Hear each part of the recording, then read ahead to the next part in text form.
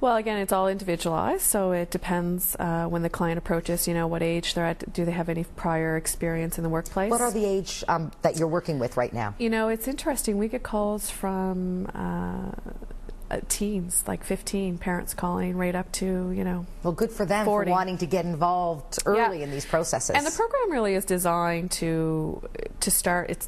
There is a pre-employment phase too. That's not overly active yet because we're still kind of in the development stage. But we all know that what we do know is that children with autism, when they hit their teenage years, don't have the same opportunity as their peers. So that's really important to kind of get them into even volunteering so that they have career exploration opportunities just like neurotypical peers, right? Great experience builder, we know that. Absolutely. So if they're younger, if they're 15, 16, 17, they have no prior experience, it might be starting them off even volunteering in their community to kind of gain what are they interested in. So they do an online kind of special interest survey and finding out again what their strengths are. We've got the T-TAP, or if they come in when they're a little older, what's their past employment history, what are their experiences, positive or negative, have they worked with other agencies. There's a very intensive intake process. Because you need to know everything you possibly can about that person before you make decisions on how to proceed with them. Yeah. So we're going to take a very brief break because when I come back I really want you to sort of finish that client experience as best we can without making it specific, because I get that people don't come with instructions and I'm learning lots from you already. So this is Tova from Inclusion Revolution with Cynthia Carroll, and we're going to be right back in just a few moments here on Eastlink TV. Don't go anywhere.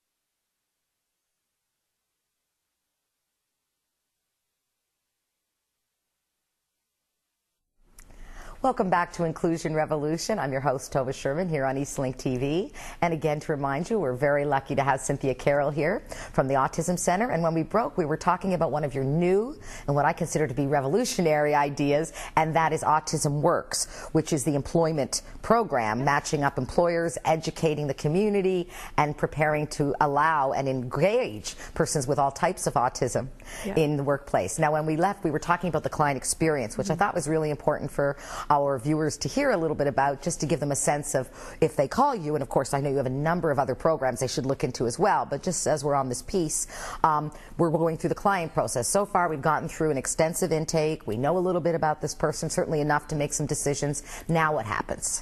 Then, of course, we look at a good fit.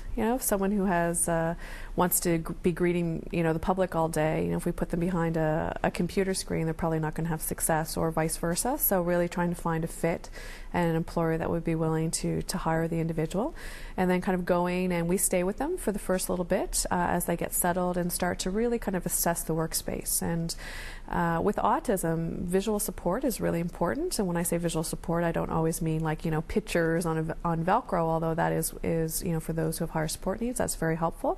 But just making sure that consistency of routine is there, how they know transitioning if it's one activity to another, that transitions are smooth, and making the employer aware of a lot of that, so that, and also to support. So you're around. In other words, you might drop in, and once you've made that match, how have you? I mean, I know the program's new, so have you had the opportunity yet to match some people up with employers? And can you tell me a little bit about, first of all, how did you get the employer online? Did you provide the education, or was this just a really they got it employer, if you know what I mean? No, we've actually been quite active in going out into the community and meeting with employers and giving them presentations on autism, and also talking about the strengths of autism. We did an employment video that you can see on our website, which we have some testimonials from. And the website is? www.provincialaltismcentre.ca. And we should check out the video. You should. It's right on the front page. It's I'm on it. page. I'll get there as soon as we're done. And it actually has some testimonials from employers around the benefits of hiring someone with autism. So it's really nice. And so that video, allows employers to speak to other employers, because of course we're going to talk about the strengths of autism because we know them, and we know them quite well. But when employers start to talk about and echo the same thing that you're saying because they've experienced it firsthand, it really starts to build that community and open up the awareness, and that's something that we're very pleased with. And in our Inclusion Revolution, of course, that's exactly what we wish the entire community would do, is follow that lead need of getting everyone involved, educating everyone involved, because you and I both know that stigma is the greatest barrier to inclusion. And you know what's interesting? As you tell me about the things that you do to integrate your client, it's really things we do with everyone. Orientation, ensuring that they understand the job. Now, whether understanding the job demands a little more graphic and a little less oral, it's a matter of accommodation. I always say it's about equalizing the playing field, not special accommodation. And this is a great example of just providing an equalizing of the playing field for that client, and in turn, with the employer's understanding, you've got a fantastic opportunity.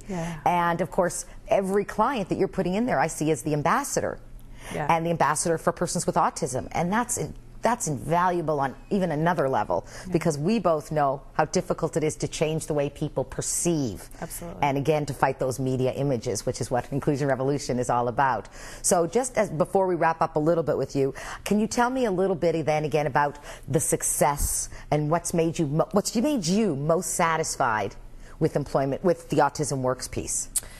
I think for us, what's made us, you know, there's so many little successes that lead to big successes, but for us, just to finally have a program that individuals can come and experience success, you know, when we get the testimonials back of the impact it's had, not just the employer, you know, raving about, you know, the employee with autism who's been outstanding and such a valued member of their staff, but also the empowerment that that individual in the workplace has, and their sense of community integration, and, you know, finally, you know, it's that sense of belonging that we all want in our community, and that, you know, we all need something to look forward to when we get up every day. And people with autism are no different, you know. We all need those routines. We're still people. We all need to feel, you know, valued in society and feel like we're contributing.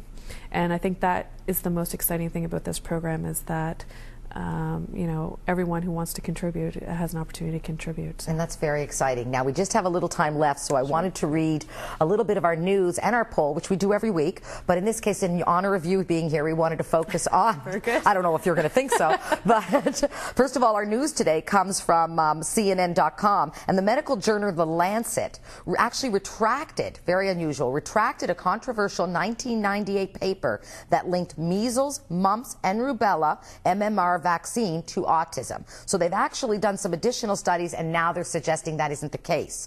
So that's already controversial. But our poll today is to ask you, do you think that environmental factors contribute to autism? What are your thoughts on that?